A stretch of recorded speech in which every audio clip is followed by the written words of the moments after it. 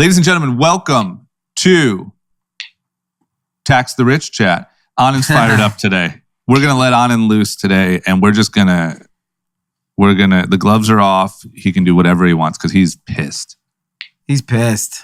We got to talk about Met Gala. We got to talk about hottest event of the year. Hottest event of the year, but there was one outfit in particular, or maybe one attendee that Anand was not happy about, and but yeah, that's what we're going to talk about. Okay. So we have a lot of other stuff to talk about. Obviously, I want to know what football ratings were looking like. I want to know what VMA ratings were looking like. I didn't even realize VMAs were happening. Conor McGregor almost beat up Machine Gun Kelly. Whoa. Yeah, we got some new iPhones coming. I thought I wasn't interested until we talked about it, and now I'm very interested, and I actually just pre-ordered it. Oh. And yeah, we got a lot of stuff to cover today. Everyone ready? Yep, let's get into it. Okay, let's go. Cash. Ladies and gentlemen, group chat. Cash. It's $1 trillion. Hot. All right, we're back. And finally, we're back. We're not all three in the studio, but we're at least all three on the pod. The full group chat Power Rangers have assembled. And two of the three of us are COVID negative. And two of the three of us are COVID negative, and one is still up in the air. Well, one should get his results hopefully during the podcast. Oh, man, I hope you get results live on air. Yeah. Because I had everyone in the studio, our live studio audience here is now wearing a mask because I was like, I have a scratchy throat. I think everyone should play it safe. Yeah, just for safety. Yeah. And then Anand, you were traveling too. Where did you go? You missed So the last episode? I went to Nashville. So Nas had a show with the Philharmonic Orchestra in Nashville. It's like a similar venue to like Hollywood Bowl. It was outdoor. I think it held 10,000 people. COVID safe.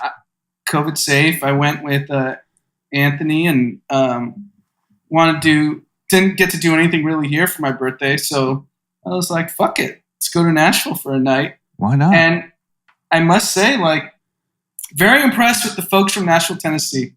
Yeah, Nashville's great. In what way? Nashville is great, but what way? I thought I was walking into MAGA land because I've never really been to those parts of America. I think Ohio for the Warriors Cavs is as much Midwest as I've done. Yeah. And very heavy mask usage. Really? Yeah. How about that, actually?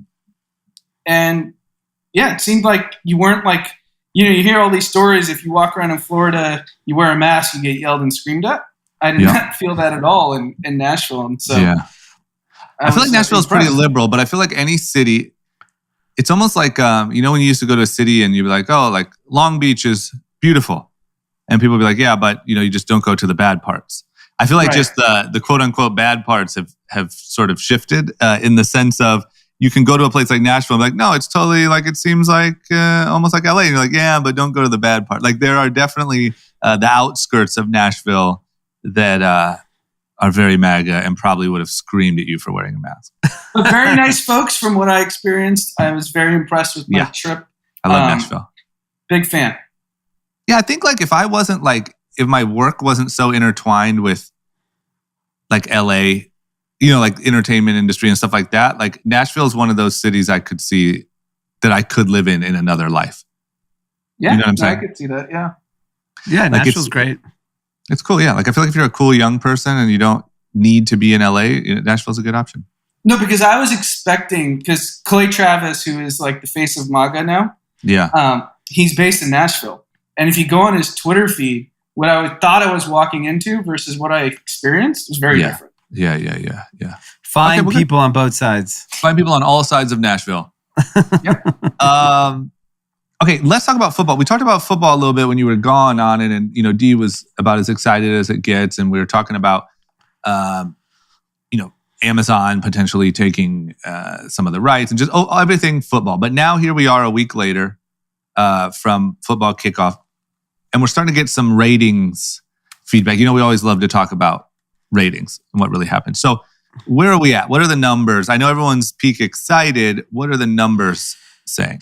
So Thursday night football last week, opening game of the 2021 season, brought in 26.4 million viewers. It's the best opening since 2015, which was 27 million viewers. On Sunday Night Football brought in, I think, about 17 million viewers, which was actually a slight dip. But I think that's more because of the teams that were playing. Like, we live in LA. Unfortunately, nobody cares about the Rams. Yeah. And so the Rams played the Chicago Bears, and that was the big Sunday Night Football, kickoff for the season. I think, so I'm not too concerned about the dip that there was a 6% dip in the previous year's opening. I wouldn't be worried about that if I was NBC. I think it's just going to line up once you put the Chiefs, the Bucks, the more marquee teams. I'm sure the ratings will be fine. And I mean, it's just a proven thing. It works. NFL just works on TV, and it'll always work as long as it's available. Yeah, and I think to your point, like the opener actually has star power. You have Tom Brady. You have the Cowboys, America's team. And even though I still don't know why they haven't won in like 25 years, but apparently they're America's team. Or America, when did they earn Well, that? America, generally America loses. So America's team has to be a big fucking loser franchise like the Dallas Cowboys. I mean, did they earn America's team like in the 90s and just never got it taken away? Yeah. And it's basically because Jerry Jones is effectively the face of the NFL. And that's ridiculous. It's just stuck. I don't get it because we need a change. Every year we should vote who's America's team. Yeah. I mean, to be fair, like I hate the Patriots more than anything, but they had 6 Super Bowls in the last 2 decades. Yeah, like shouldn't America's team be winning? Yeah. Well, America's losing. The Cowboys are. Yeah, that's not a good sign. Yeah, that's a good point. And I do agree. There's something flawed in the argument that Cowboys are America's team. If I was China, I would say the Patriots are China's team. Yeah. Yeah, might as well. Fuck you guys. I mean, yeah, especially in a country and in a sport where all that matters is winning. And like NFL is like, it's like college football. You can't lose that many games. Otherwise your season's over. Yeah. So it's actually quite interesting, that notion. But I think the more positive part is TV matters for football. That shit works. And it also shows that live rights for sports, the NFL is proving with positive ratings that it's worth buying. Like the NBA has dipped across every which way you want to carve it. The NBA ratings have dipped. Everyone is expecting the NBA next TV deal to be the biggest, most monstrous deal of all time. And I think networks, Amazon, now that they're in the play, and all the existing ones like ESPN have just decided like we need live sports. Yeah. So I think the problem is yes, we do need live sports. The problem is no other sport is performing like the NFL. So I don't know what the formula is, if it's the blood and guts. Yeah. I mean, I think the fighting part helps, obviously, or like the violent part. But I also think it's also just the fantasy football element of it, the gambling element of it. It's like the peripheral. Even watching an NFL game, like watching Sunday Night Football, feels like going to watch a movie. It's just shot so well. The commentating is incredible. And by the way, football, the frequency of only being once a week helps. Like it's something to look forward to. Whereas a basketball or a baseball game is like, you can just turn on the TV and it's just always on. So there's no anticipation from that standpoint. So it's hard to replicate. I mean, did you watch Monday Night last night? That was Blockbuster. I was at a restaurant and luckily they had it on. And I just like, what the hell just happened here? Yeah, it was just like 60, 55-yard field goal, overtime, fumble, touchdown. Like it was just great entertainment. Yeah. And it's awesome. I would say, yeah. I mean, do you think it's safe to say football is America's sport? Oh, yeah. Yeah, it's not even close. Yeah. It's the only sport that like both sides watch. It's literally called American football. Yeah. And I also think politically it's become the neutral sport now. Yeah, maybe that's what's going to unite the country. I agree. I think football is one of those times Like sports in general unite. The problem is NBA is viewed as a very liberal, outspoken sport, which feels, foreign to a conservative person. Yeah, I mean, and if you think about just the history of sports, even in our lifetime, I'm sure you guys touched on it on the last pod, like 9/11, sports brought us together. Yeah. Yeah, that's true. Like everything, like when the NFL, everyone's running out of the tunnel with the American flag, the Yankees, Mets with George Bush throwing out the first pitch. Like that was a very uniting moment. I mean, I was 18, so I was old enough to remember and understand it. But I remember the country turned to sports to feel united. Yeah. And well, to be fair, we did have that moment. It just so happened to be with Jake and Logan Paul. Yeah. Maybe they're uniting the country. Yeah, I mean, America's influencers. Yeah, America's influencers. If you were to mention it, say the phrase America's influencers, I would say it's Jake and Logan Paul. Yeah, but they weren't they weren't repping for America. I agree that both sides were tuning in, but like to Anand's point, like I feel like sports really did like step up and like in the aftermath of that. Yeah, because I think we were a different country back then. We were looking for unity. We are not looking for unity. We're looking to point fingers. Fuck you, you're wrong. Fuck you, lefty. Yeah. Yeah, I agree. We're not trying to find a unifying. No one wants to agree. Yeah. Yeah, who wants to agree? We're trying to fight. We can't even put it like this. A Drake and Kanye fan can't agree. Why the fuck should the country agree on anything? Yeah, if anyone should agree, it should be a Drake and Kanye fan. Yeah, they will. I've literally witnessed people arguing, shouting about Drake and Kanye.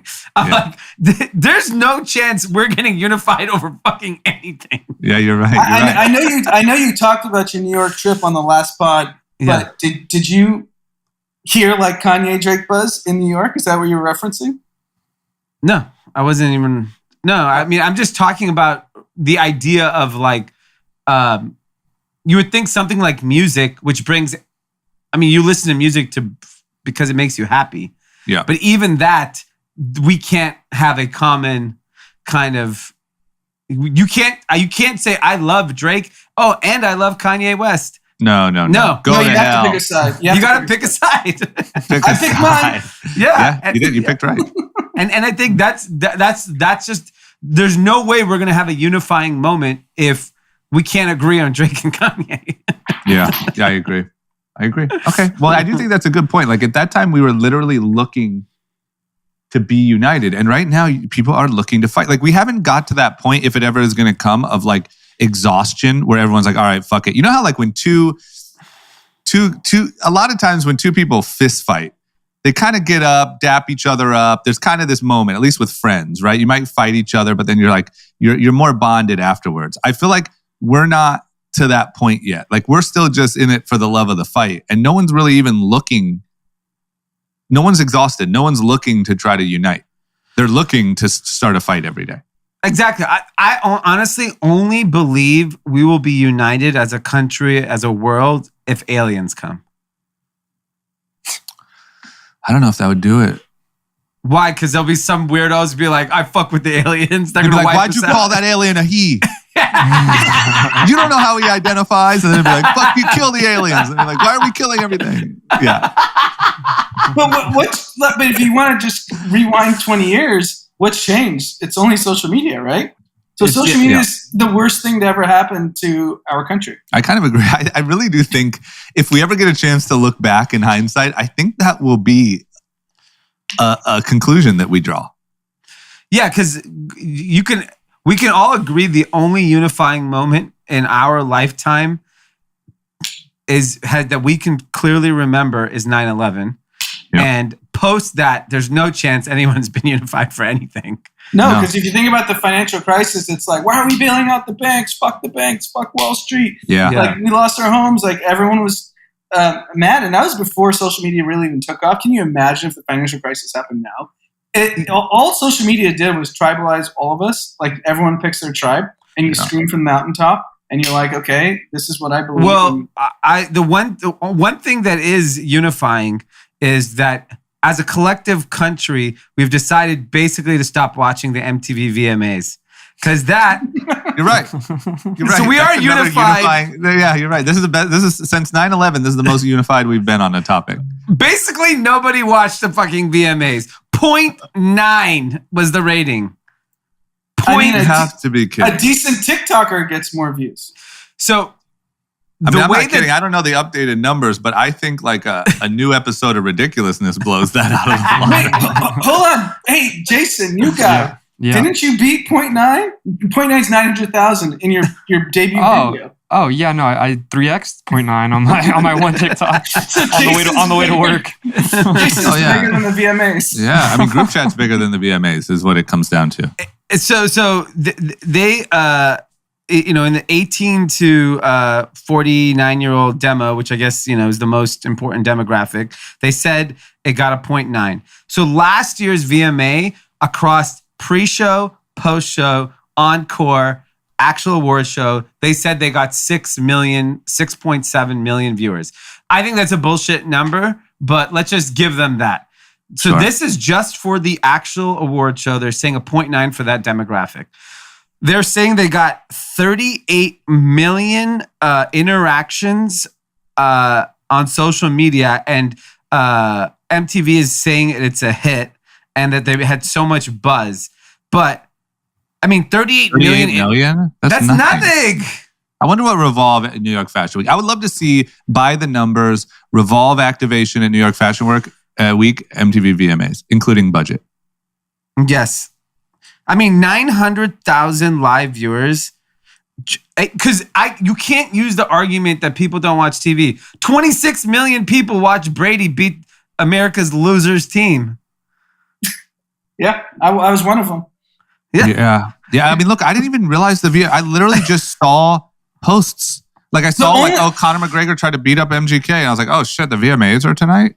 And that was it. If that incident didn't happen, that 38 million interactions would have been one. And it just so happened, it was just two guys just starting a fight. VMAs should be, okay, Olivia Rodrigo versus Harry Styles. Fight it out. Yeah. I agree. If you would have just had Conor McGregor versus MGK in a ring and then said, oh yeah, by the way, here's the people who won the awards, it would have crushed those impressions. Yeah. I think MGK would be dead. In between each round, I know. In between each round, it would say, all right, and the winner for Can you get I know that the whole views thing is, I know Rob has mentioned that's how Viacom MTV thinks about these things, but like the views aren't there anymore. Like you can't aggregate this and justify it.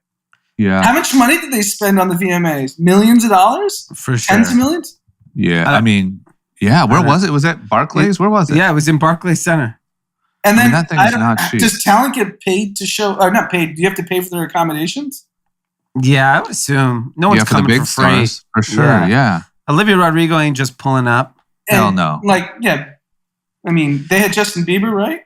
Yeah. Yeah. I'm surprised people still... I think they were all there for Fashion Week, Met Gala, all of those things were there. They're like, we're hoping someone else pays for them to be there. It's pretty crazy if you think about the fact that many people will still show up for the thing, though. Like, think about how valuable the MTV IP is. Yeah. And there's this...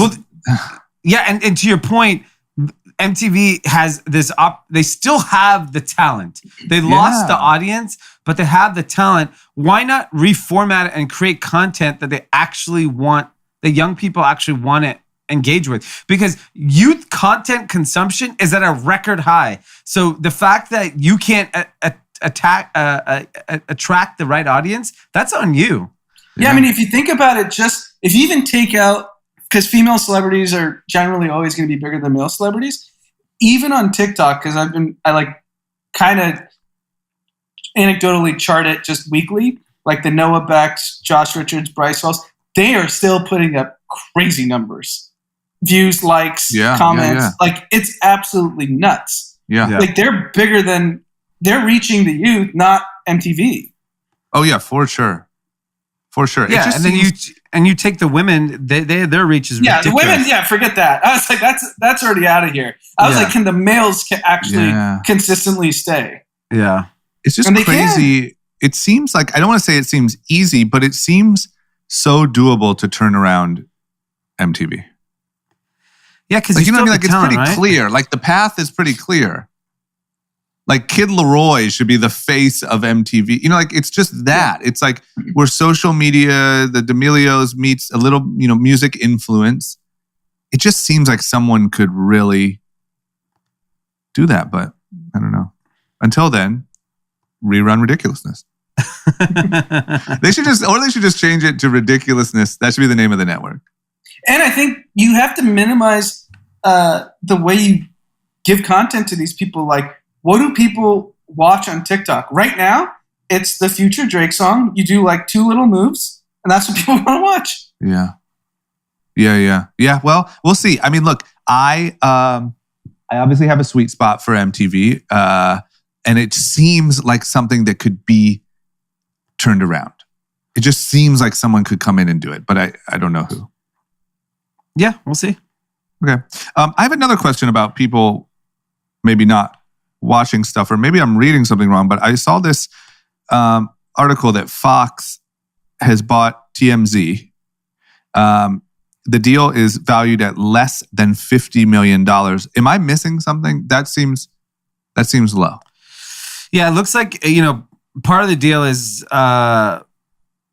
Harvey will still be the face and signed a long-term deal with the company.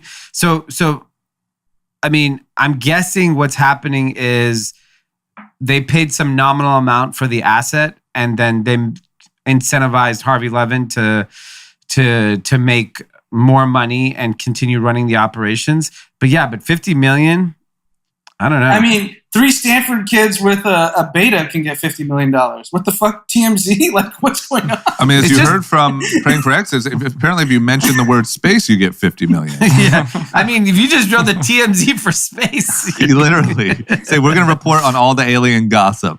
Bam, 500 million. By the way, the one thing I did learn from this article is TMZ stands for 30-mile zone, a 30-mile area in Los Angeles used by the entertainment industry to determine compensation, rules, and working conditions for production staff. That's interesting. I saw that. I had no idea. Yeah, that's very interesting. But 50 million is like a steal. I mean, you think about the impact on society TMZ had. Let's talk about it. Michael Jackson's death, Kobe's death, all TMZ. Yeah. But is TMZ fading? Like, am I just not aware? Like, TMZ just isn't, their numbers aren't there anymore? Is that what's happening? Yeah, and I also think like TMZ used to have like a television property, which I think they still do have shows, but those shows used to be much bigger.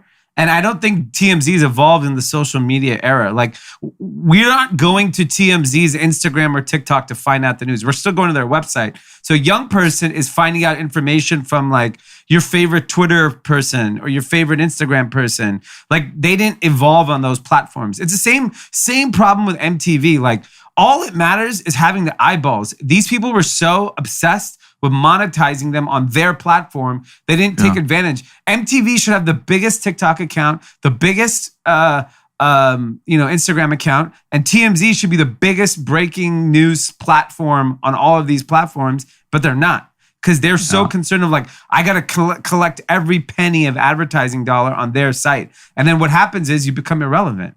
Yeah, I agree. Next fucking topic. Next topic. Good luck with your star tours around the city, assholes. Yeah, seriously. I've done one of those. I did one for my birthday. A TMZ one? Yeah, it's great. Was it good or no? Yeah, it's fantastic. I've always kind of secretly wanted to do it. Jason, did you drink all my drink Oro? Sometimes I went into the fridge today to get one. Sometimes the chocolate one tastes pretty good.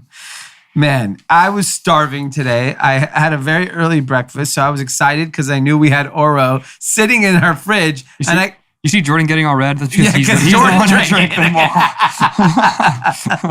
So Drink Oro is a big hit in our office. It is incredible for a light meal to kind of get you through that lunch period. And, for me personally, I can't sit and have a heavy lunch. It's just ruins my day. So Drink Oro is just literally perfect. Check them out. If you have not, go to drinkoro.com. I keep saying Drink Oro, but the brand name is Oro.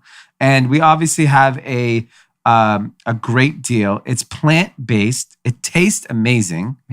It's 16 grams of protein, 23 vitamins and minerals, and it's free from dairy, soy, lactose, allergens, glutens, and GMOs.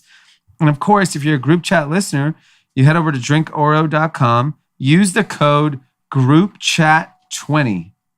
GROUPCHAT20, get 20% off your purchase, and give it a try. Jordan's got all the nutrients today, huh? Jordan is filled with nutrients. He's protein packed right now. He is plant based today. He's plant based.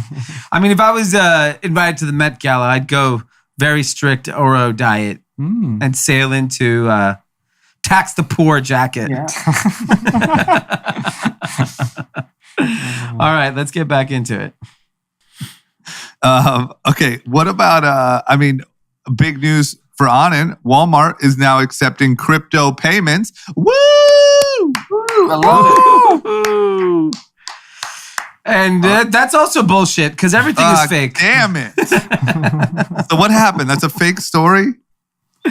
Yeah, so I'm sure someone involved in someone who owned a lot of Litecoin pumped this story up and said the story was they were accepting Litecoin? Yeah.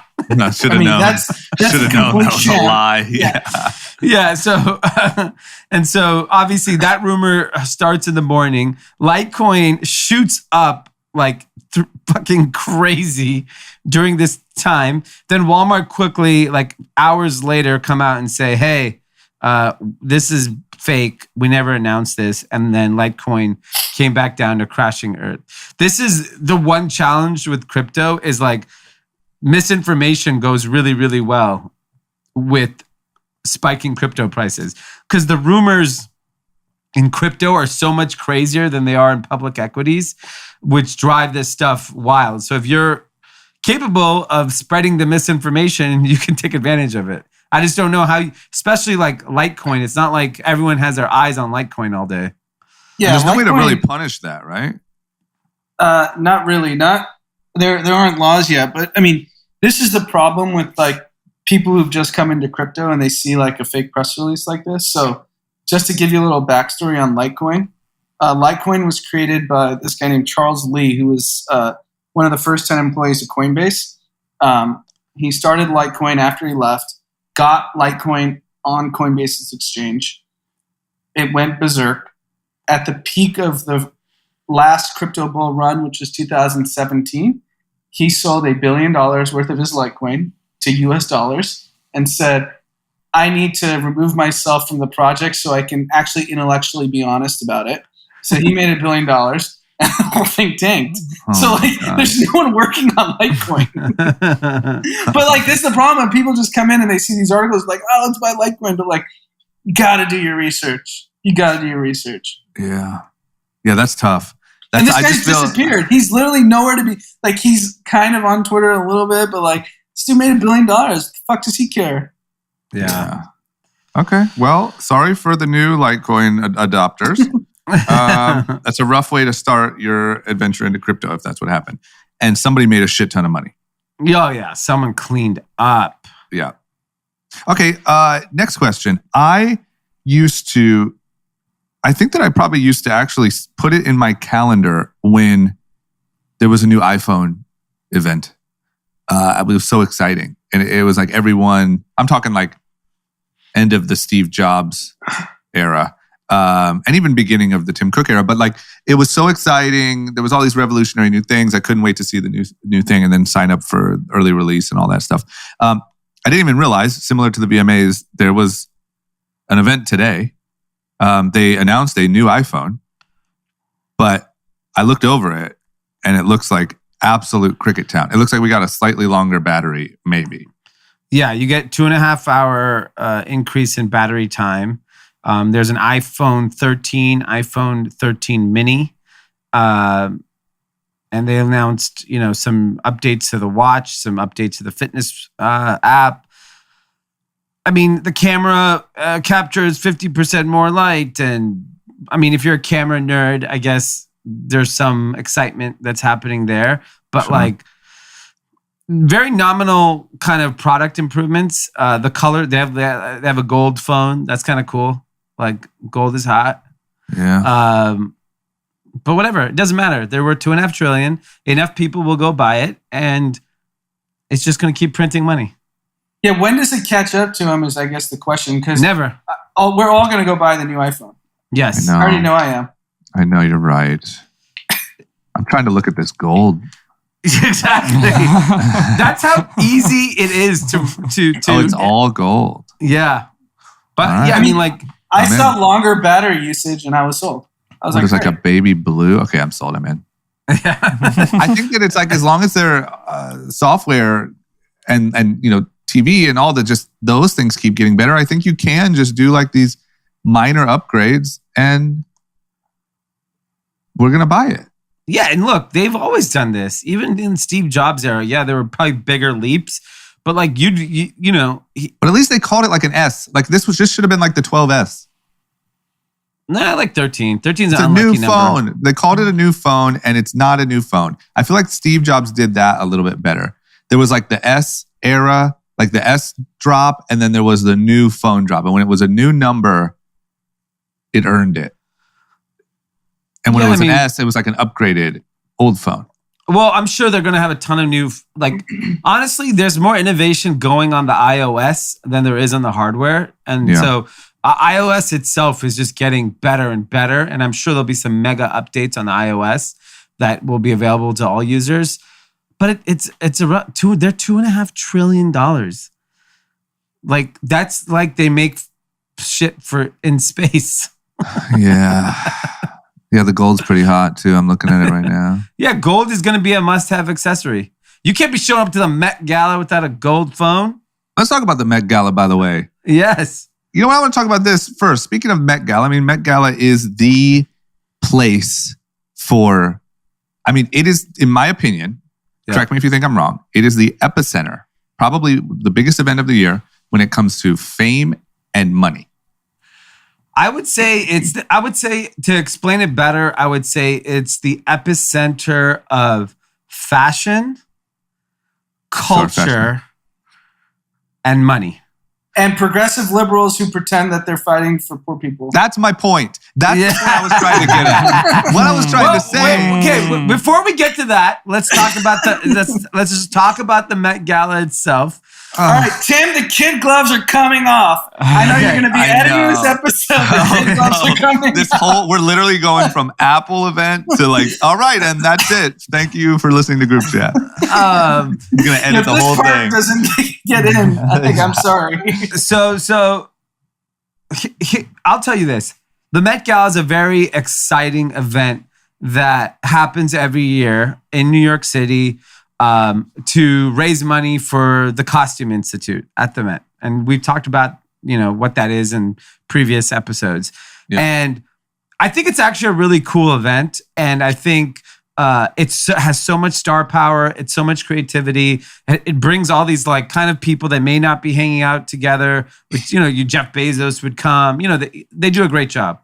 This year, because of COVID, it's a little tighter guest list. You had to be vaccinated. So a lot of very notable names were not there. My guess is they were not vaccinated or they live in a country that they can't come in from. So that was the interesting part. And you can go through the list and you'll quickly realize who may not be vaccinated. And then the other part was it's a place where people make statements, mainly fashion statements. And that's what makes it such a cool place. And this year's theme was American independence. And Anna Wintour, the editor of Vogue, literally handpicks the guest list, their outfits. It's a very highly curated, big moment in fashion. Yeah. And people just enjoyed it for that. And it always got, someone was, I think we were talking, Anna was talking like, do you think the Met Gala is still relevant? And John Turgeon and I were like, I think it's bigger than ever. And I think it proved the impressions it got compared to like the VMAs, there's no comparison. I mean, every single person in America has seen some images from the Met Gala. Whether you like what you saw was a different story, but I do agree that I think it's bigger and more impactful than ever. What happened on the Met Gala itself, that's for everyone's opinion to interpret. And I think there's a lot of things to digest. I think the first thing that obviously is catching all the headlines is AOC wearing that dress on the back that said tax the rich. Anand, go for it. The door is open. This is like when you let the bull out of the room. No, AOC's no different than Donald Trump. She's just a left version of Donald Trump. You show up to pretty much the most high profile, like you said, drama. It's the intersection of fame, money, excess, like opulence is the Met Gala. And you are this politician that ran Amazon out of your district because you didn't want all the tax revenue and you just wanted to say Jeff Bezos is an evil billionaire. And you do all these like terrible things to your own community by like a version of like driving away like big business and the rich and all these people that you want to attack. And then you show up to this spot and you show up wearing the tax the rich. It's like she's playing a game. It's like no different than what Donald Trump does. She knows if she shows up, she has to wear that dress with that with that comment. So and I think doesn't it cost to go? Yeah, but celebrities aren't paying for it. Like the designer will pay for the table. Like Lewis Hamilton paid for 10 black designers that are emerging to attend. Got it. So it's like there are people. Like Revolve had a table. Michael Mente went. I'm dying to know the full recap. Like it's these big brands that are celebrating the guest that really foot the bill. I mean, I could tell you like as soon as that image came up, and I would say 100% coverage among my friends who are largely liberals were like, "Can you believe this? Like, what is she doing?" And I think and that was universal on both sides. I'm not talking about Republicans. Obviously, the Republicans, this is easy fodder. These are all Democrat friends of mine. They're like, this is a joke. Like, where do you stand? Yeah, so I would say that her young fan loves it. Of course. It feeds into this whole army of like, and then like people saying she did it for the arts. Like, give me a fucking break. She did it for what? What's the claim? Like, the arts. Oh, she was there to support the arts. Like what art? No, because Met Gala donates all the money, right? Yeah. To costumes. She's a big costume gal. She used this event to get press, to get more notoriety and get more famous. Like you're no different than anyone else. So that's why I don't think you can criticize. Like I'm assuming she was part of the chorus of like Jeff Bezos going to space. Like what's he doing? Like that seems like something on brand for her. Like Jeff Bezos was going to space to like say like, hey, maybe we should like move a lot of our excess waste into space and save the planet. Like that's real. I think the challenge is because we live in a headline era. You're just as a politician, entertainer, whatever it is, you're just trying to grab the headline. And for her, like, and this is why we can't be united. So the Met Gala, I love it, and I think it's an awesome event, and I think it's great what it does for fashion and designers and celebrities. It is very fucking polarizing because we're in plenty of group chats where everyone's like, that looked like a clown show. It's Halloween for rich people. All kinds of comments were made regarding what that event represents, and I think AOC with Tax the Rich unnecessarily sparked a lot of anger. And then on top of that, it's not even tax the rich. That's not where you go if you're a politician that is apparently fighting for the poor. Yeah, it's the most elite event. It's literally we've heard stories. People get like, you're not even allowed a +1 because your +1's not famous enough. Yes, exactly. Yeah, and this is the challenge that I think average Americans have. Is actually not elitism when it comes just purely to financial things. I actually think it's like cultural elitism, and that experience of the Met Gala, especially the way you interpret it, could be taken the wrong way, especially because there were a lot of people making statements on the carpet. And I think this is why, honestly, why the NFL works. NFL figured out a way to keep their players happy and keep politics out of the damn sport. And as soon as you bring politics to it, you also bring a lot of excess baggage that comes with it. And they obviously are okay with it. It's probably great for business because you get so many eyeballs and attention. But like, I also think it takes away from the most fun part of it, which is the fashion, which is like, you know, because Anna Wintour clearly knew that she was wearing that dress that said tax the rich. So she was okay with it. Yeah, and that's fine. I actually think from a Met Gala perspective, it was a win because you get huge win. Huge win. How many impressions you get, whatever. Like, I have no issue with the Met Gala letting AOC in. I have an issue with AOC showing being up. there. Yeah, I agree. I think that is the most elite event in the world. I wish Tim was here because I know Tim supports it, and I just want to hear the angle. What's the angle? What's her agenda? Rich people are bad. I'm here for the community. I go to the richest possible event, arguably in the world. Is it harder to get into the Met Gala than what's the Oscar party? That's like the super. The Vanity Fair. Yeah, which one's harder? Met Gala, right? Met's harder. Definitely Met Gala. I know people that snuck into Vanity Fair. Yeah, Met's harder. Yeah, Vanity Fair is not that hard. I mean, I guess Davos. Well, she should go to Davos next. Then go to the Allen Conference in fucking Montana. Do the whole fucking circuit, AOC.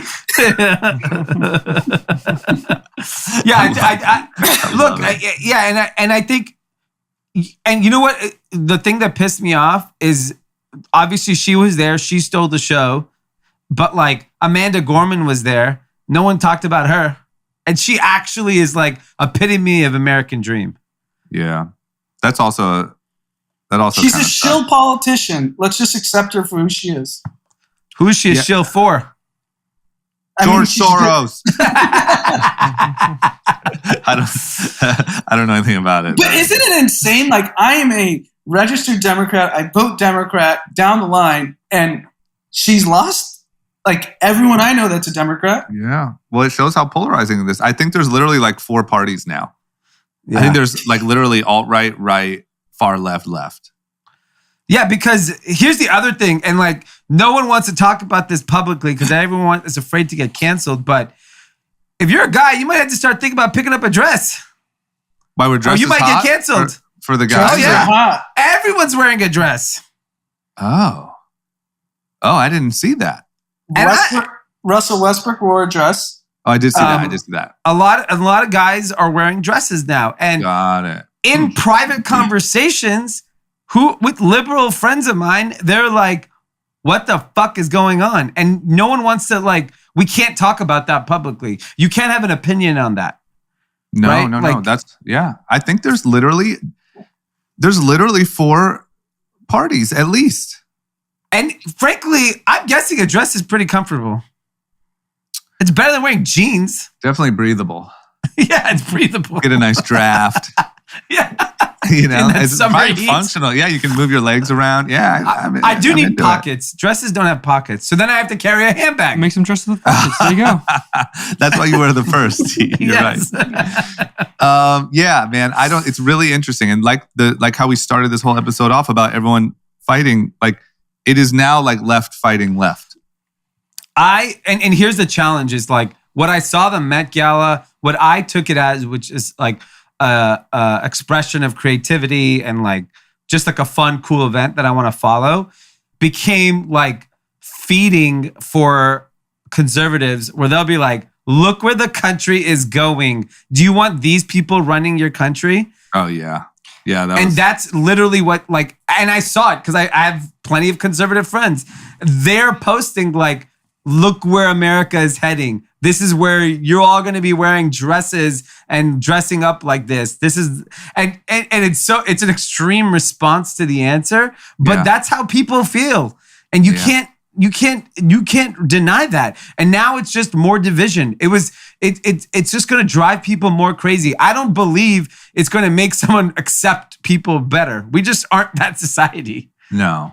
I mean, who's going to see such an aggressive like statement and be like, you know what? There's a point there. I need to rethink not even just my a position. statement. I think even Okay, so forget. Binding statement. I'm talking about AOC in particular. I'm talking about like tax the rich, like in red on the dress. Like it's an aggressive statement. And I just don't think no one from the other side is going to say, you know what, I kind of see her point and maybe we should have higher tax rates for higher earners. Like, you know what I'm saying? Like it's a statement. So I think Tim's actually a bad example of like who she's fighting for, because Tim does really well. Like he's young, he's got like 6 jobs, he's got a new business, he manages artists. He's traveling right now. I don't even know where he is. He's on But vacation. I'm saying the person who thinks AOC is for them, so the person that's drowning in student debt, that can't make rent, that is drowning in healthcare bills because their kid got sick. How do you look at the person that's supposed to be fighting showing up at the Met Gala? Yeah. And be like, that's my person. Well, because I think that that's why I just want to hear Tim. I think Tim could shed some light, because I think that the thought is I don't think he can, because he's not doing well. Yeah. I think the response is something like, she showed up to that fancy thing and she showed them. Yes. And she represents us. We are at the Met Gala now. And we are making a statement, and we are saying, tax you rich fuckers. That's all of us. That's how I think it's easily spun that way and seen that way. And I think that's probably what Tim would say. And I think that's also what the person you're talking about would say. I don't know. If you're literally on your like last leg, you're drowning in bills, you can't do anything because of a systemic problem in society that like economically puts you in a bad pinch. How can you look at that and be like, that's my person?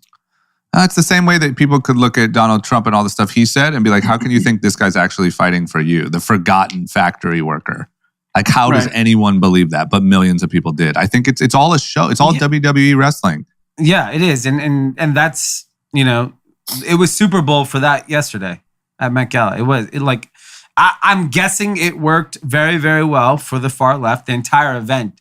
From AOC. No, I think it worked. So I actually think it's going to backfire on her. I think it worked for the rich AOC fans. There's plenty of rich AOC fans. Like their parents are the trust fund kids that are like the progressive woke. Like AOC won them over yesterday. Like that's our hero. That's our super. I don't think it worked for the freaking poor person that's fucking struggling and thought that was their champion. I just don't. I don't want to believe it. I know, Jason, you're an AOC fan. You like your. But Jason, I heard him millionaire in 2 years. Yeah, you're right. Well, obviously, in 2 years he's gonna fucking. You, Jason. Let's see what you say about 2 years he's gonna hit that unfollow button on AOC because he's gonna get a tax bill. I'm not gonna defend her at all. You're not gonna defend her. But to that point, I don't think tax the rich means like a millionaire. I'm thinking tax the rich means like really rich, like billions type of rich. But that's all I'll say. If that politically is where you want to go, that's fine. Don't show up at the Met Gala and pretend. Well, I think, to be fair, I think this is just speculation. Do you guys know what the theme of the Met Gala was? American independence. Right. So there's a play there. Like something that all connected. Like it just made sense for her to do that. And like, I don't think she should have, but I can see why she did. So when you saw it, your initial reaction was, ooh, that was a little crazy? Or were you like, fuck yeah? As soon as I saw the picture, I was like, oh, they're going to roast her on the group chat. Yeah. that was my initial thought. But you realize my point is not even about what was on the dress. It's just... it's just her actually going and being involved in this. I saw a meme on Twitter and it was like, it looked like the Capitol at the Hunger Games. Yeah. Where it's just like the elite of the elite. Yeah, I think that's the problem is that like, everything gets taken. Like maybe if that tax the rich moment wasn't there, the rest of the event could have been appreciated for what it was. And I think she could have given a little speech or a little interview, something. Said, "Hey, I'm here." She's not the biggest star there. Yeah. There's Rihanna was there. Yeah. Don't like. Here's the thing: is like, I think she's fucked up the event. Like. Now it's getting picked apart for everything when it should have been just about like celebrating like culture and fashion and design and creativity. And it's just like, it became a political thing. And now everyone's, the right is now bashing the event and saying, look where America's heading. Right. Which sucks. It's going to make that event like the Oscars, which a whole part of the country doesn't watch. Was Bezos there? I think he was. That would have been an interesting showdown. Like, I wonder if they ran into each other, like 50 Cent in the game. She was probably cheering with caviar and fucking Dom Perignon. Like, hey, can I hop on your jet on the way home? I don't want to get stuck in traffic. I don't know. Like, I'm not. I gotta get back to DC. You think I'm gonna fly commercial? Should I book my own plane or can I hop on yours? What's up with that Blue Origin? For real. And I think the challenge of just so like, you know, Biden is releasing his tax plan and showing how he wants to increase tax on kind of upper middle class people, and then obviously on people I think with over $5 million net worth, or there's like a 3% tax they're trying to add. And Wall Street Journal literally wrote one line and said, and pretty much was saying like, how do you not think people are going to find tax loopholes? The only people that are going to be really affected by this are going to be like the high paid lawyer or doctor that is, you know, going to get screwed because they don't have all the tax advantages of someone that's ultra rich. You are not going to figure out how these. Do you know why they're fucking billionaires? They're smarter than everybody else. They ain't paying your tax. No one's paying Biden's tax at that level. So you literally need to instead be a little bit smarter about allocating the funds that we already have, because that seems like a better plan than continuing to go after very, very wealthy people who will literally do anything to not pay the tax. And they're fucking smarter and have more resources, more lawyers, more accountants, and they will always find a loophole and they'll put you in a predicament that you cannot win. That's the whole problem, though. That problem's too late to solve. What's the problem? No, I agree with that. Like, I agree with that. But I'll tell you the problem. The problem to your problem is there's no real thought behind how to get done what they want to get done.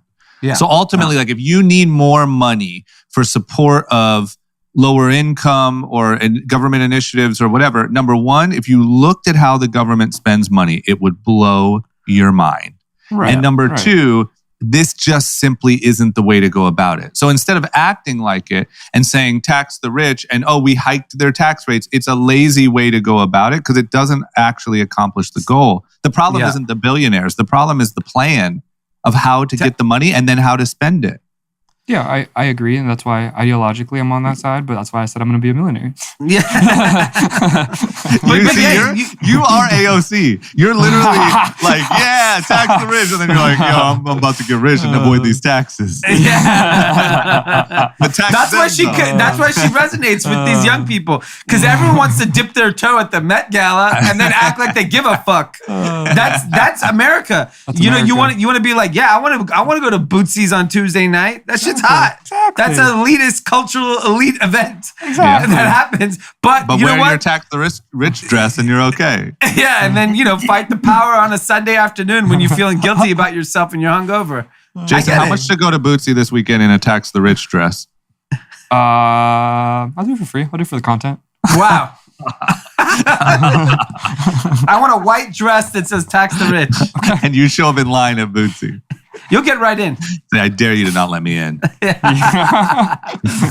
I'll make such a scene in this place. And then what happened, quick note, is Nicki Manaj went on a little bit of a, like kind of a, I'm not getting vaxxed for the Met Gala thing. Yeah.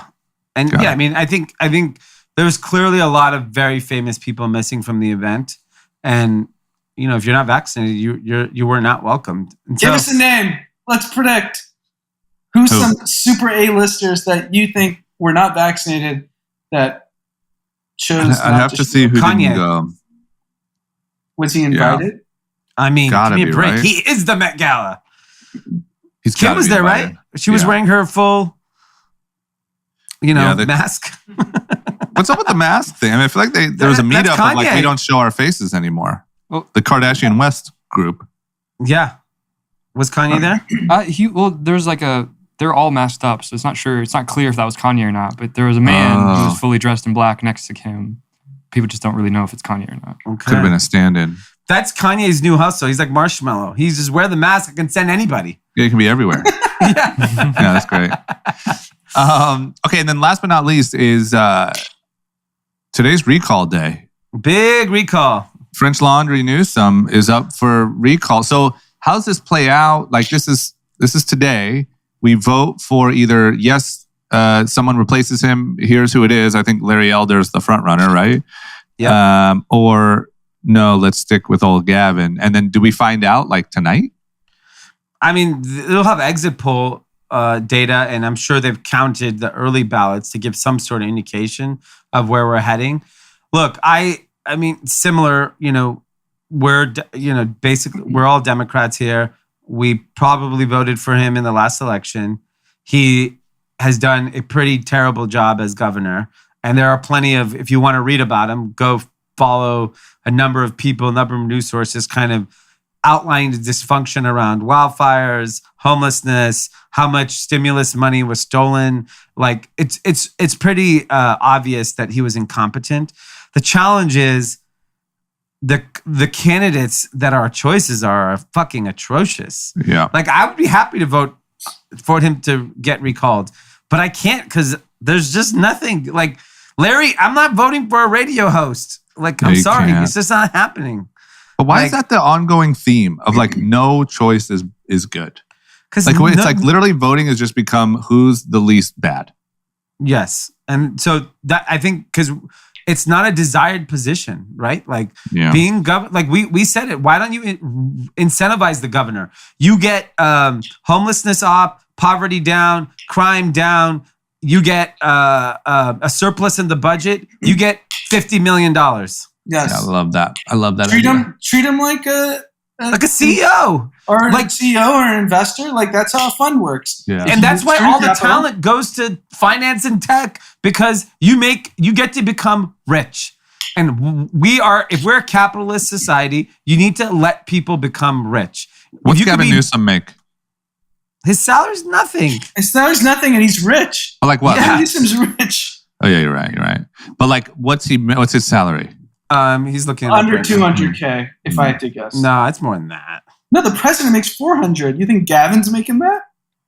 March 7, 2020. It says Gavin Newsom reports 1.2 million income in new disclosure of taxes. No, that's that's other stuff. like that's total. You mean just say straight governor salary? of California salary. Google Okay. that. Okay. AOC. Yeah, you should do a good job, and he should have made $20 million last year. $210,000. If he did a good job. 210. There you go, 210. Yeah. So no one's smart's gonna take a job for 210. No, but I mean, I'm telling you, like, I don't know how we're going to hire young people, like, period, in corporate America, politics, anything, like, anyone smart.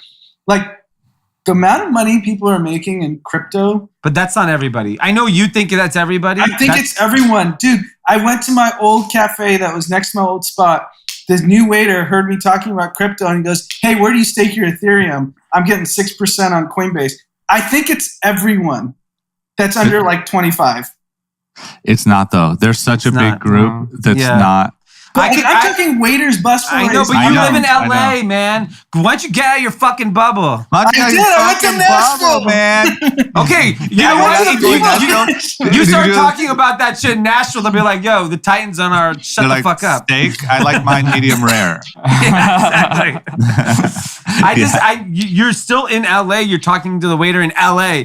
Go talk to the waiter in... I'm talking to like an undocumented immigrant in LA. I'm not talking to like... I know, but Craig's. Still LA. It's still and LA. You're still the certified crypto boy. They know. You walk in that building, they're like, yo, let's ask him a couple questions about my staking. So I'll give you another perfect example.